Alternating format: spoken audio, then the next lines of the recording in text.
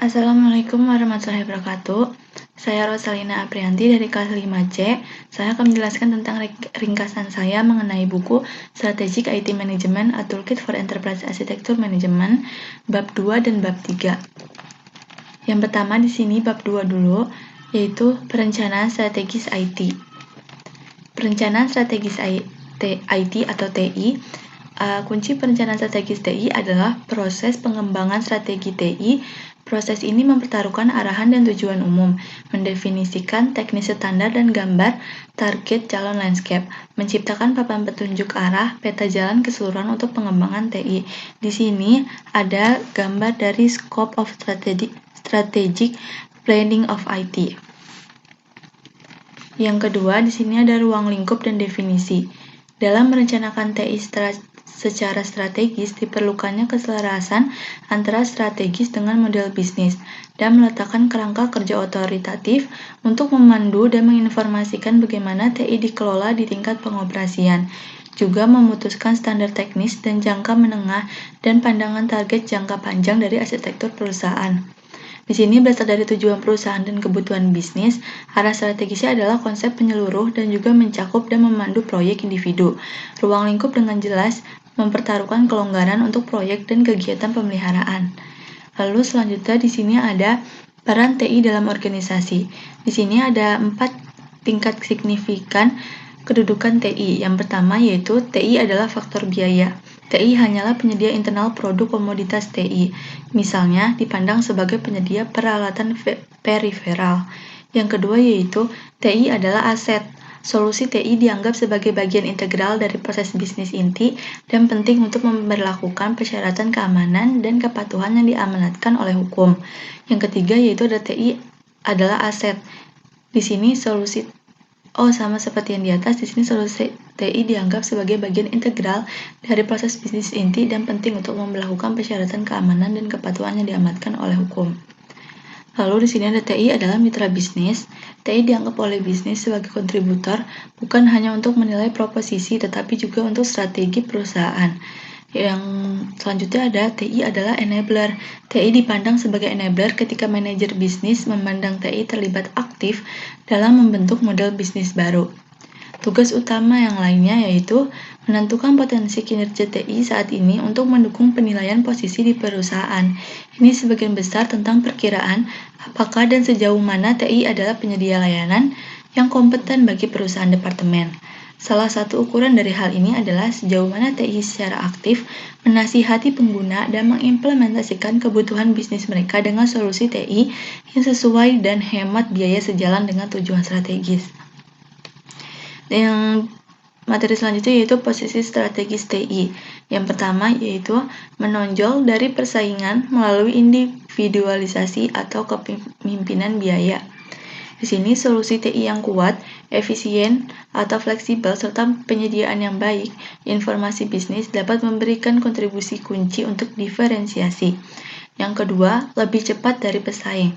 Menjadi lebih cepat dari pesaing lain berarti tanpa henti fokus pada inovasi bisnis, pengembangan produk lebih cepat, dan waktu lebih cepat pasar. Yang ketiga yaitu membuat dan mengoptimalkan saluran akses untuk pelanggaran. TI dapat membuat ukuran yang cukup besar, kontribusi untuk menciptakan akses yang lebih mudah ke organisasi bagi pelanggan. Selanjutnya ada jadikan pelanggan lebih setia dan lebih bergantung. Di sini solusi TI dengan harga terjangkau yang dapat disesuaikan dengan kebutuhan organisasi akan memberikan peningkatan besar pada bisnis intinya yang sangat menyederhanakan dan merampingkan operasi. Selanjutnya yaitu penetapan sumber daya yang efisien. Jika TI membantu proses bisnis berjalan lebih baik, dengan alur kerja yang lebih ramping atau otomatis, dengan rantai pasok jaringan atau kolaborasi elektronik melalui portal. Selanjutnya yaitu penghematan biaya. Standarisasi atau homogenisasi landscape TI terbuka peluang besar untuk penghematan biaya, paling tidak melalui skala ekonomi. Yang selanjutnya yaitu kelincahan untuk mengubah model bisnis. Di sini menjadi dan tetap gesit memiliki kemampuan untuk beradaptasi dengan cepat terhadap lingkungan yang berubah dan situasi pasar baru adalah salah satu tantangan bisnis terpenting dari semuanya. Selanjutnya di sini ada tujuan strategis. Tujuan TI harus SMART, artinya spesifik, terukur, dapat dicapai, realistis, dan terikat waktu. Proses memperoleh tujuan TI ini yaitu dari tujuan perusahaan yang menyeluruh, merupakan hal mendasar untuk pengembangan strategi. Hubungan antara tujuan perusahaan dan TI juga harus transparan, karena memungkinkan untuk memverifikasi bahwa tujuan konsisten dengan perusahaan strategi. Tujuan TI diperoleh dari dua tahap, yaitu analisis identifikasi dan elaborasi dan definisi. Selanjutnya, di sini ada strategi TI. Strategi TI berasal dari strategi perusahaan dan persyaratan bisnis, dengan mempertimbangkan kendala dan kondisi eksternal dan internal seperti persyaratan undang-undang, tetapi juga ketersediaan sumber daya. Aset TI utama yaitu yang pertama, Service and Product Portfolio, yaitu jumlah total produk dan layanan TI yang disediakan unit TI untuk pelanggannya. Yang kedua, yaitu application landscape atau jumlah total dari semua aplikasi bisnis di suatu perusahaan. Yang ketiga, yaitu technical standards, yaitu jumlah total dari semua aplikasi bisnis di suatu perusahaan. Dan yang keempat ada operating infrastructure, yaitu infrastruktur operasi pada dasarnya terdiri dari perangkat keras dan infrastruktur jaringan tempat aplikasi itu berjalan. Yang kelima, di sini ada vendors and employees, vendors dan employees. Di sini pengusaha dan vendor adalah sumber daya TI. Organisasi akan menjalankan tugas TI-nya baik di dalam perusahaan atau menugaskan penyedia eksternal, tergantung pada kemampuan inti yang dimilikinya untuk melakukan pekerjaan tersebut. Selanjutnya di sini ada dokumen-dokumen strategi TI yang membuktikan pendekatan yang sangat layak. Yang pertama yaitu ada bab 1, yaitu ringkasan manajemen. Di sini ringkasan posisi strategis dan konten yang menonjol dari dokumen. Biasanya ditujukan untuk manajer bisnis dan manajer senior. Yang kedua yaitu bab 2, persyaratan TI. Di sini ringkasan singkat dari strategi perusahaan, persyaratan bisnis, dan kendala internal dan eksternal, misalnya persyaratan undang-undang yang menentukan apa yang dibutuhkan dan diharapkan untuk disampaikan dari TI. Yang ketiga itu bab 3, sasaran strategis. Bagian ini mendokumentasikan tujuan TI jangka menengah dan jangka panjang, serta prinsip dan strategi otoritatif yang telah dipilih perusahaan untuk diterapkan, dengan mempertimbangkan kapabilitas TI saat ini serta kendala internal dan eksternal. Yang bab 4-nya yaitu fokus status quo dan tindakan. Bagian ini mendokumentasikan portofolio produk dan layanan saat ini. Landscape TI seperti sekarang, landscape aplikasi, standar teknis dan infrastruktur operasi, dan aspek sumber daya seperti karyawan dan vendor. Bab 5 di sini ada status calon dan peta jalan. Penjelasan tentang status aset TI yang disepakati secara resmi dan peta jalan untuk implementasi. Dan yang di bab 6 di sini ada perangkat kontrol.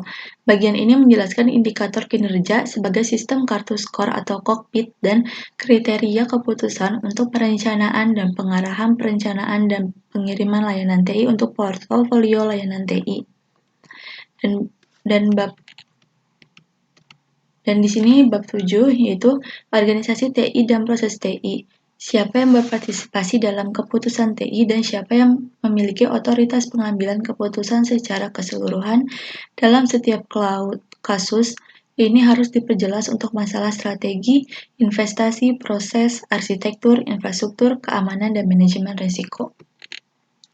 Selanjutnya di sini ada pedoman strategi TI dalam praktek. Di sini pedoman dalam pengembangan strategi awal dan bergulir ini sebagian besar terdiri dari dua fase, yaitu analisis dan desain. Analisis dalam fase yang pertama analisis, yaitu dalam fase analisis dikumpulkan dan digabungkan pernyataan tentang apa yang dibutuhkan TI dan kendala serta kondisi apa yang perlu diamati. Di sini ada langkah-langkah dari fase analisis. Ada collect and consolidate requirements, ada describe the current status, dan conduct general situation appraisal. Selanjutnya di sini ada desain, yaitu menentukan posisi TI buat tujuan strategis dan kerangka perencanaan. Di sini dibuat ketentuan untuk implementasinya. Di sini ada beberapa langkah untuk yang ada di dalam fase desain. Di sini ada strategic positioning, mission and vision, ada define strategic objective, ada design of to be status dan roadmap. Selanjutnya ada control toolkit, Yang selanjutnya ada IT Organization and Process, dan selanjutnya ada Action and Investment Planning. Sini ada penjelasan kegiatan dalam tahap analisis dan desain yang tadi. Yang pertama yaitu kumpulkan apa yang dibutuhkan TI dan batasan serta kondisi apa yang perlu diamati. Yang perlu diamati di sini adalah aspek kunci dari strategis perusahaan, persyaratan bisnis saat ini, dan kendala internal dan eksternal. Kita harus mencari tahu tentang semua ini dan kita kumpulkan sesuai dengan kebutuhan TI. Selanjutnya di sini mengetahui status dan melakukan dokumentasi. Dokumentasi portofolio, produk dan layanan, landscape aplikasi saat ini, standar teknis yang Anda gunakan saat ini, infrastruktur pengoperasian, situasi sumber daya saat ini, yaitu karyawan dan vendor, dan tunjukkan poin manapun yang sudah jelas bahwa tindakan diperlukan. Dan yang ketiga adalah melakukan penilaian situasi umum. Di sini mengidentifikasikan potensi kinerja TI seperti sekarang dan posisinya di perusahaan, dan menentukan kematangan proses TI menggunakan model standar seperti CMMI, dan didokumentasikan penilaian dalam dokumen strategi TI. Selanjutnya di sini ada penentuan posisi strategis. Di sini yaitu menentukan potensi kinerja dan kedudukan yang Anda tuju. Di sini merumuskan misi dan visi TI. Yang kelima yaitu menentukan tujuan strategis, yaitu menentukan tujuan, prinsip, dan strategi TI. Menggunakan posisi strategis TI sebagai titik awal Anda, merumuskan TI dari persyaratan bisnis dan terus menyempurnakan tujuan hingga memiliki serangkaian intervensi praktis yang transparan dalam perincian tingkat operasional. Yang keenam yaitu merancang status calon dan peta jalan untuk implementasi. Di sini analisis Anda tentang status landscape saat ini dengan tujuan untuk mengoperasionalkan persyaratan TI dan mencapai tujuan strategis ditinjau kembali. Yang ketujuh yaitu tentukan metrik kontrol dan sistem pengukuran dan kontrol. Di sini yaitu dilakukan identifikasi objek kontrol yang relevan dan mendefinisikan metrik untuk semua tujuan strategis dan menentukan indikator. Yang ke-8 yaitu menentukan organisasi dan proses TI Anda.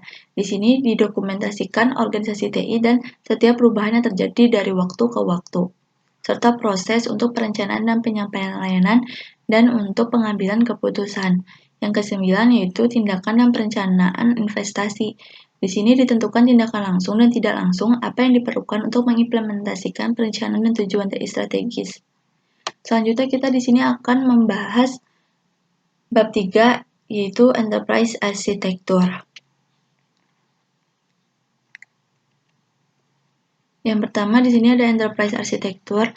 Enterprise perusahaan adalah menyatukan kantong informasi yang tersebar di berbagai unit bisnis dan proyek organisasi, menciptakan gambaran terpadu yang menyoroti bagaimana informasi terhubung ke jaringan dan ketergantungan timbal balik apa yang ada. Secara khusus, arsitektur perusahaan adalah dasar untuk manajemen strategis landscape TI. Di sini, tugas manajemen TI lainnya pada pandangan pertama mungkin tampak tidak memiliki hubungan langsung dengan arsitektur perusahaan, seperti penegakan persyaratan kepatuhan dan keamanan, manajemen kesinambungan bisnis, dan manajemen risiko perusahaan. Selanjutnya di sini ada ruang lingkup dan definisi. Di sini, arsitektur perusahaan memungkinkan untuk merespon dengan cepat dan efektif terhadap tantangan pasar yang terus berubah dan lingkungan teknologi yang semakin cepat. Dan arti penting arsitektur perusahaan tumbuh dengan ukuran perusahaan dan jumlah sistem yang dioperasikannya. Arsitektur perusahaan menggambarkan struktur dalam bisnis dan TI dan hubungan yang ada di antara mereka. Di sini argumen penting lainnya, yaitu yang mendukung arsitektur perusahaan adalah bahwa hal itu memungkinkan keputusan diambil berdasarkan fakta dan bukti, sehingga lebih mudah untuk mengumpulkan data dan informasi untuk keputusan yang tepat. Di sini ada metode untuk manajemen strategis dari landscape TI didasarkan pada arsitektur perusahaan dengan praktik terbaik dan mencakup semua elemen manajemen arsitektur perusahaan, di mana TI dapat berdampak secara layak. Manajemen strategis dari landscape TI terdiri dari aspek perencanaan dan pengarahan manajemen TI. Untuk perencanaan strategis landscape TI, di sini mendefinisikan ruang lingkup pengembangan evolusioner landscape TI, dan untuk arah strategis untuk pengembangan landscape TI yaitu perangkat kontrol strategis membantu organisasi mengimplementasikan tujuan strategis, bekerja menuju landscape yang akan datang dan menegakkan standar teknis. Di sini ada framework enterprise architecture. Kerangka kerja ini memiliki pengaruh substansial pada pemahaman modern tentang arsitektur perusahaan dan banyak kerangka yang kemudian dikembangkan. Kerangka kerja ini dirancang untuk menyediakan sekumpulan artefak yang sesuai untuk memetakan berbagai antarmuka komponen aplikasi dan bagaimana mereka terintegrasi ke dalam organisasi. Di sini ada contoh framework enterprise architecture yang dipakai yang berasal dari Zalcman. Framework Enterprise Architecture Zalcman adalah pengantar yang baik untuk usaha awal ke dalam subjek yang sangat kompleks dari arsitektur perusahaan. Namun itu tidak benar-benar terdiri dari metode tertentu. Juga tidak ada dukungan alat atau pedoman yang memadai untuk merancang dan meluncurkan arsitektur yang disesuaikan untuk perusahaan Anda. Di sini ada kejadian yang cukup luas dalam praktik kerangka kerja yang berasal dari kerangka Zalcman. Yang pertama yaitu ada Open Globe Architecture Framework atau TOGAF. Yang kedua ada US Federal Enterprise Architecture Framework. Yang ketiga ada Department of Defense Architecture Framework. Yang keempat ada Extended Enterprise Architecture Framework. Salah satu framework AI yang terkenal yaitu TOGAF. Dijelaskan secara singkat di bawah ini. TOGAF pada dasarnya berdasarkan menyajikan kerangka metodologis untuk mengembangkan arsitektur yang beragam.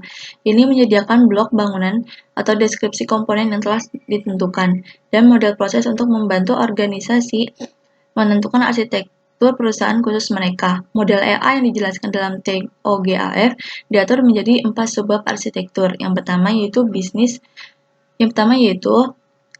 menggambarkan strategi, tata kelola, organisasi, dan proses bisnis perusahaan. Yang kedua, arsitektur data menggambarkan asosiasi yang ada antara data dan prinsip-prinsip untuk mengatur dan mengelola sumber daya dalam konteks landscape aplikasi. Yang ketiga yaitu arsitektur aplikasi menjelaskan aplikasi dan hubungan yang ada di antara mereka dan hubungan antara aplikasi dan proses bisnis. Yang keempat yaitu arsitektur teknologi menjelaskan implementasi teknis saat ini dan standar teknis masa depan khusus untuk perusahaan, seperti lingkungan runtime atau middleware, aplikasi, dan infrastruktur operasi.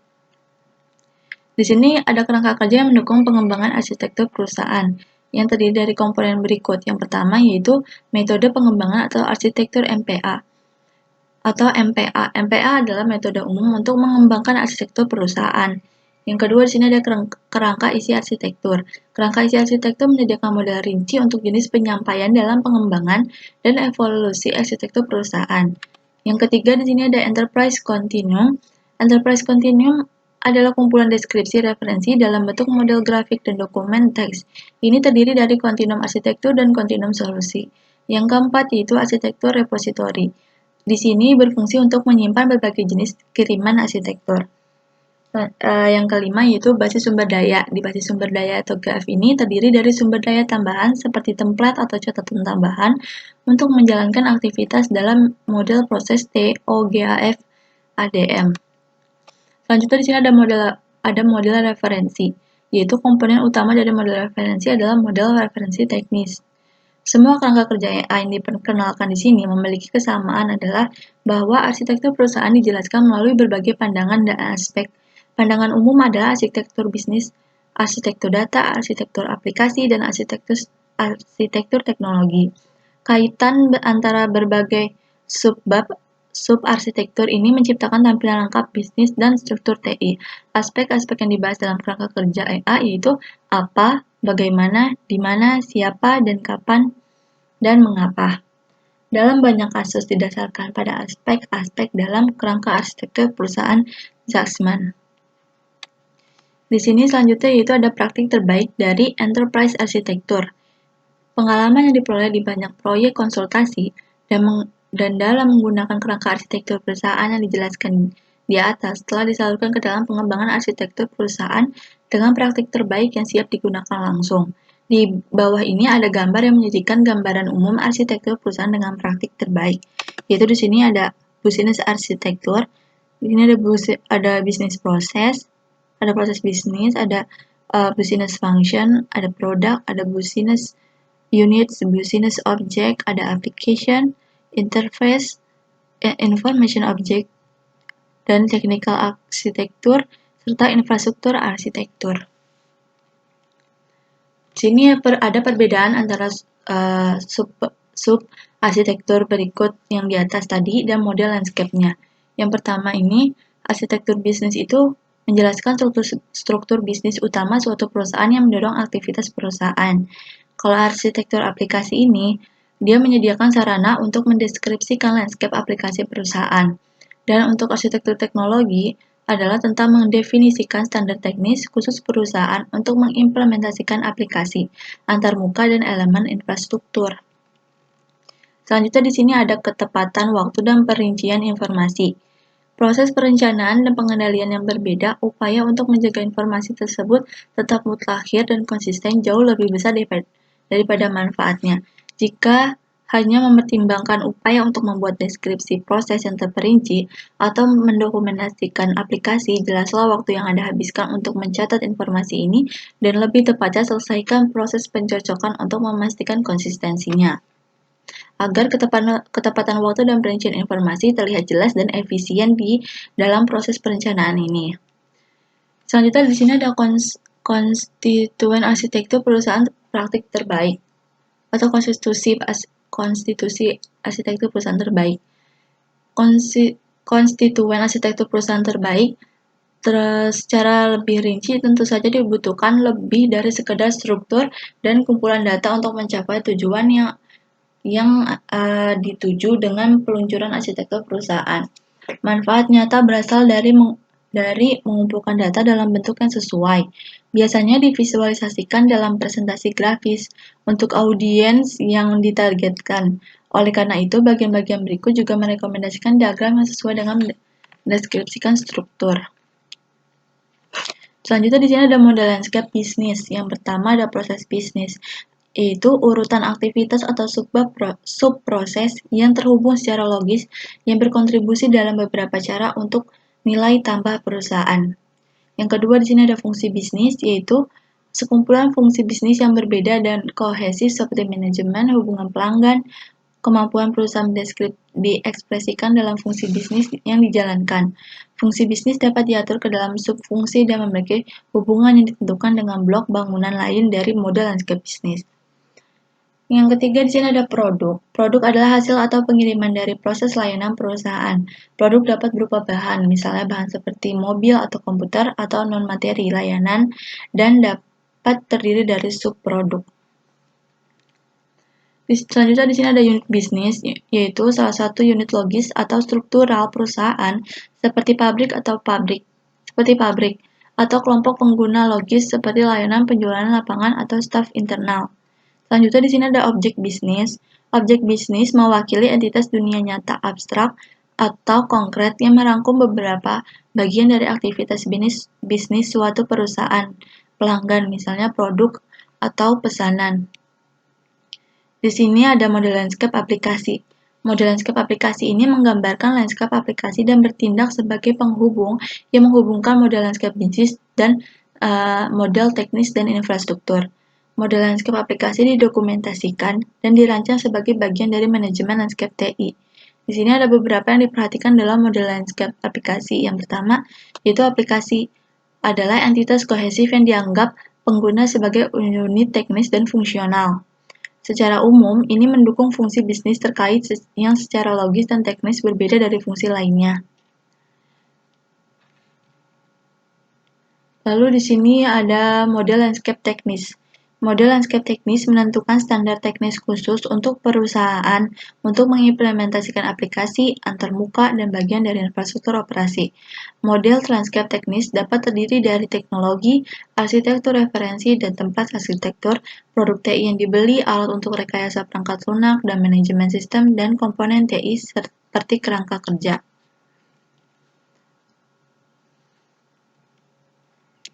Lalu di sini ada antarmuka, yaitu yang ini lanjutan yang beberapa yang harus diperhatikan dalam landscape aplikasi.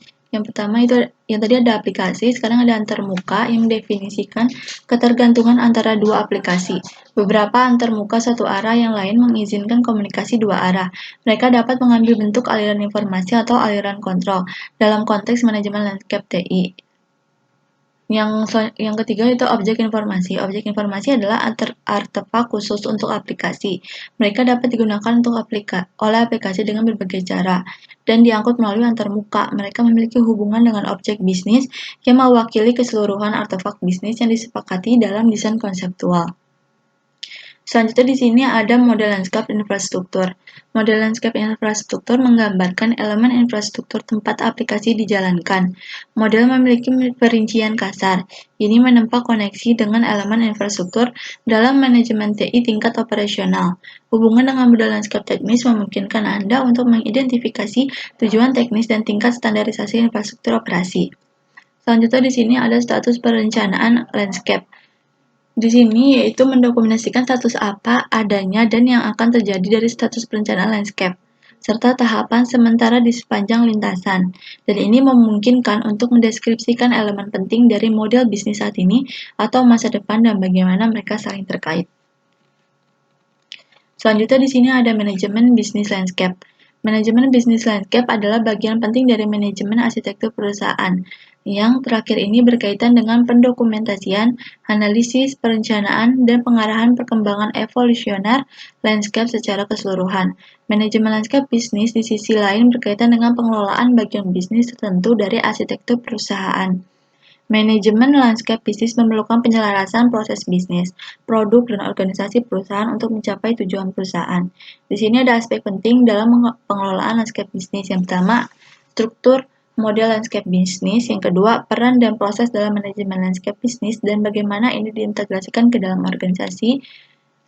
Dan di sini ada langkah-langkah untuk mendefinisikan model referensi bisnis secara ringkas. Yang pertama itu menentukan kriteria struktural utama perusahaan Anda, yaitu pilih salah satu proses bisnis atau produk atau elemen lain dalam model landscape bisnis. Yang kedua itu memperkaya struktur ini dengan fungsi dan objek bisnis yang melintasi bisnis. Yang ketiga yaitu sempurnakan model referensi bisnis menggunakan aspek bisnis yang penting bagi Anda. Misalnya, Anda dapat membuat model grup pelanggan, saluran akses, lokasi, atau pabrik.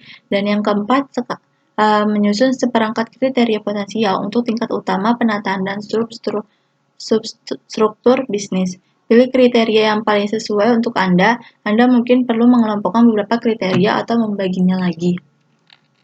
Yang kelima yaitu atur elemen struktural yang dipilih menjadi struktur keseluruhan yang sesuai dengan tujuan Anda. Pertimbangan estetika juga berperan, namun pengaturan tersebut terutama harus dirancang dengan maksud untuk menanggapi area relevan yang menjadi perhatian perusahaan Anda yang kemungkinan besar akan ditanyakan. Selanjutnya di sini ada tampilan enterprise architecture. Di sini arsitektur perusahaan dan EAM tidak berakhir dengan sendirinya, tetapi di sini akan dilihat manfaat apa yang diberikan EAM bagi perusahaan. Manfaat sebagian besar bersifat kualitatif. Ada peluang penghematan yang sangat besar, misalnya dapat dicapai melalui peningkatan dukungan bisnis, karena lebih mudah untuk mengidentifikasi alur kerja yang dapat diotomatiskan. EAM juga dapat membantu memilih poin-poin yang berpotensi untuk ditingkatkan, namun manfaat seperti itu sulit untuk diukur, yang hampir tidak membuatnya lebih mudah untuk mengajukan kasus yang masuk akal untuk EAM di perusahaan. Di sini kelompok pemangku kepentingan utama dan manfaat yang mereka dapatkan. Yang pertama yaitu manajemen perusahaan senior. Dia menetapkan tujuan perusahaan, mendapatkan informasi tentang status operasi bisnis dan kemajuan menuju tujuan perusahaan. Yang kedua di sini ada manajer, CEO, dan TI. Di sini merencanakan dan mengarahkan TI dalam interaksinya dengan bisnis dan memantau kepatuhan dengan lintasan pengembangan. Yang selanjutnya di sini ada pengendalian portofolio proyek, yaitu menjadikan transparan saling ketergantungan dan dampak aspek bisnis dan teknis dalam proyek. Yang keempat yaitu ahli strategi TI, yaitu menggunakan perangkat analisis dan perencanaan untuk evolusi strategi landscape TI. Manajer proyek ini mendapatkan titik drill down yang mudah diidentifikasi. Dan untuk manajer bisnis, mengedepankan persyaratan bisnis dan memantau implementasinya. Kalau manajer aplikasi, menyederhanakan produksi dokumentasi wajib dan mendapatkan masukan berharga untuk memelihara aplikasi. Yang selanjutnya dia ada arsitek infrastruktur, yaitu menjadikan transparan dampak perubahan dalam landscape bisnis dan aplikasi. Selanjutnya di sini ada arsitek perusahaan. Di sini ditugaskan dengan dokumentasi dan analisis, perencanaan strategis dan kontrol satu bagian dari model landscape saat ini dan masa depan. Mereka memiliki pengawasan keseluruhan atas satu bagian dari model landscape. Ketika data terperinci dikumpulkan dari berbagai sumber, tepat di seluruh perusahaan pasti akan berbeda dalam hal kualitas, perincian, dan seberapa mutakhir. Di sini ada proses langkah demi langkah untuk mendapatkan arsitektur seperti yang terbaik. Yang pertama yaitu mengidentifikasi penerimaan manfaat yang relevan dan tentukan apa tujuan dan bidang perhatian mereka. Yang kedua, identifikasi penyedia data untuk informasi yang akan dibutuhkan. Dan yang ketiga, timbang upaya pengadaan data dan dengan manfaatnya. Sekian penjelasan ringkasan dari saya. Kurang lebihnya mohon maaf. Wassalamualaikum warahmatullahi wabarakatuh.